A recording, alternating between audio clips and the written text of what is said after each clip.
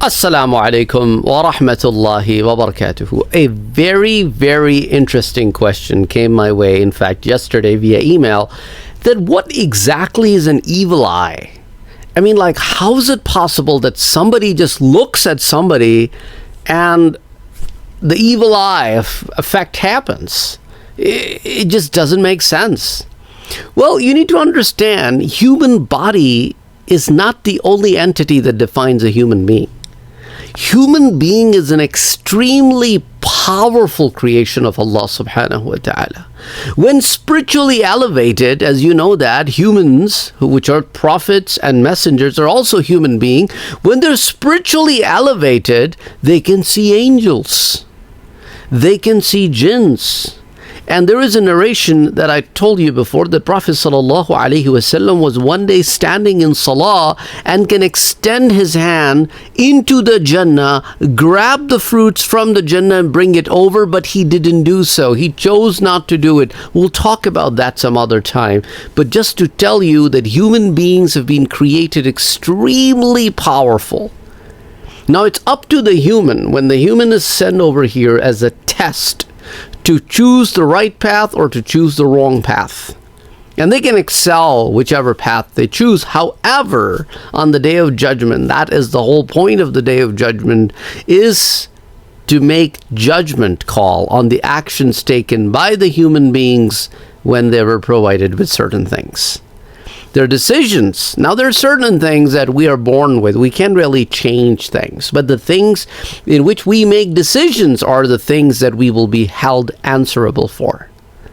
So after you understand that a human being is an extremely powerful entity, and so powerful that in the court of Sulaiman alayhi salam, a human by the name of Asif bin Barkhia did what the most powerful jinn couldn't do it.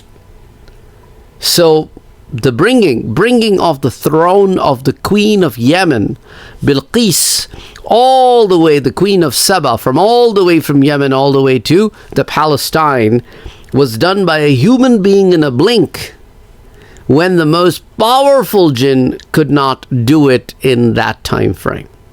So humans are in that way extremely powerful. That's why Allah subhanahu wa ta'ala, when told angels, said that this human that I am creating, that you are asking that this will go and go to the planet Earth and do bad things, well, I will bestow him with knowledge.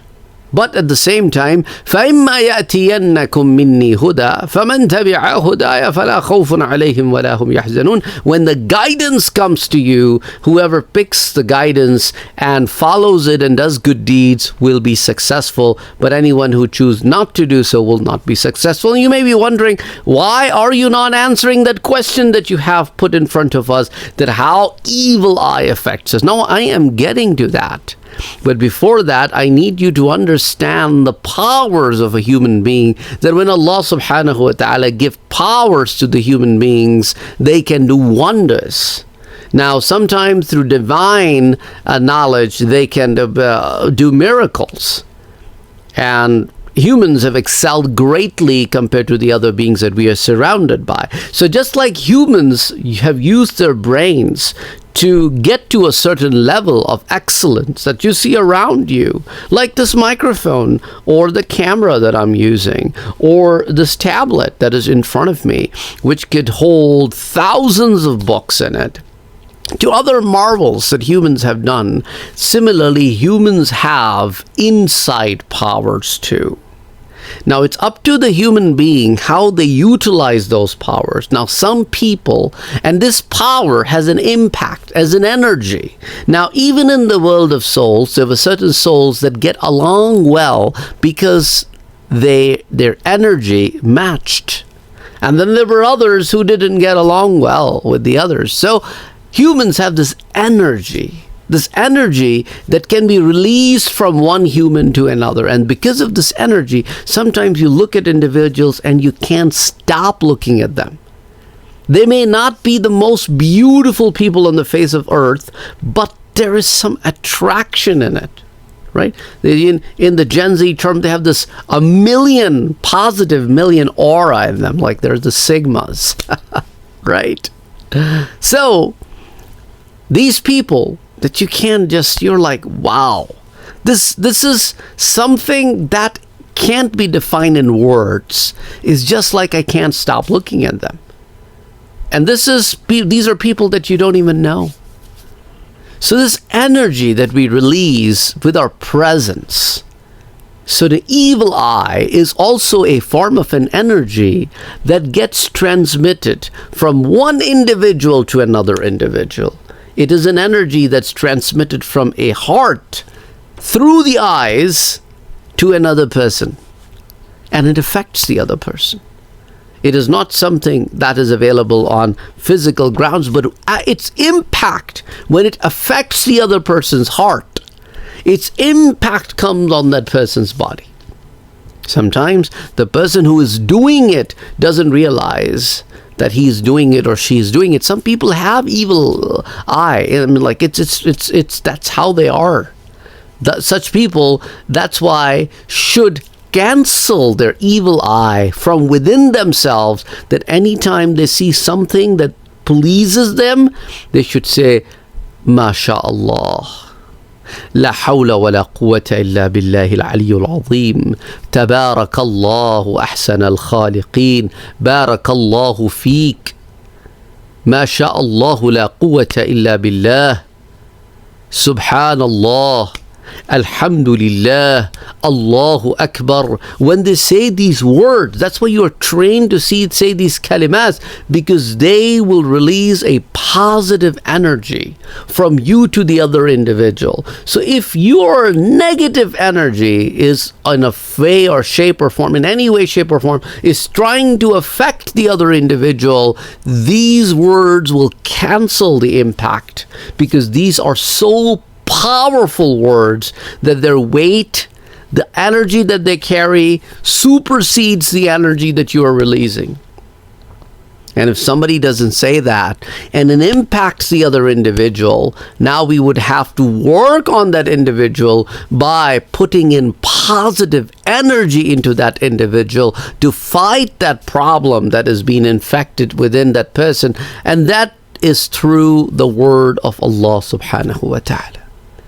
Saying surahs from the Qur'an that are designated for such purposes.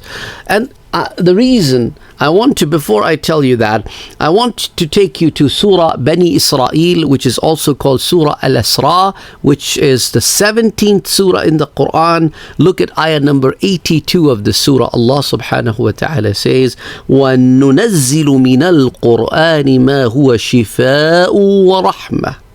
And we send down in the Qur'an that which is a cure and mercy.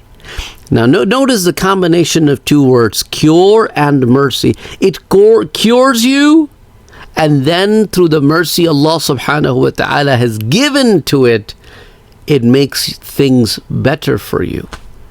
And then especially designed for lil mu'minin, for the believers. This shifa in rahmah, especially crafted for the believers.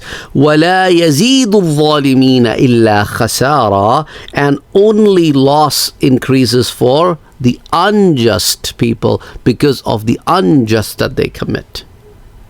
So Quran has the shifa, Quran has the rahmah. So that's why we say these beautiful words given to us in the Kalamullah, Kitabullah, Al-Qur'an Al-Kareem, Qur'an Al-Azim, and which was given to Rahmatan Lil Alameen by Rabbul Alameen.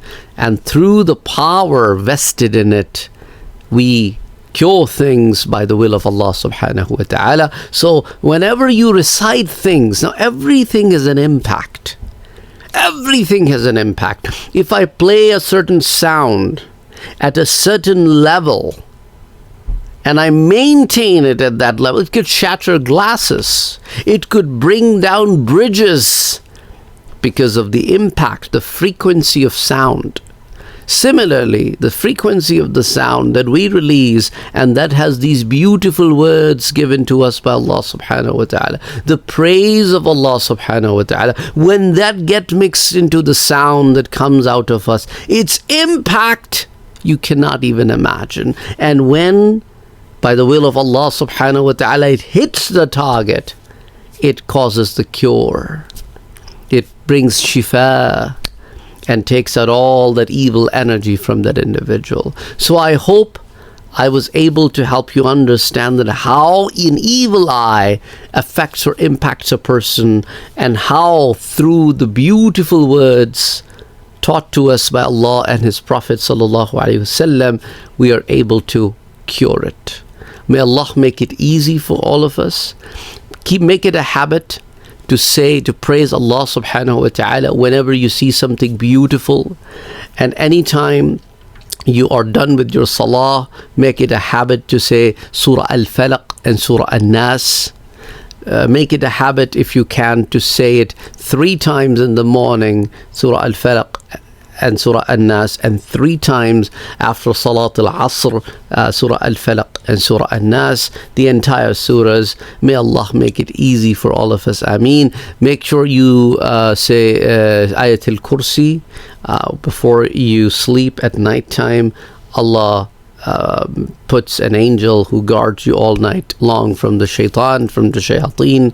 So anyway, I mean, I hope this was a long enough explanation for you to understand this. And if you have any more questions, you need to put them in the comment section down below. Again, I'm going through the list of the questions that have come my way from you, and we are working on them. We have already prepared the answers for some of those questions, and inshallah we'll bring to you as soon as possible. Please make dua for me, that may Allah subhanahu wa ta'ala help me and give barakah in my time and research, and help me help you understand. Assalamu alaikum.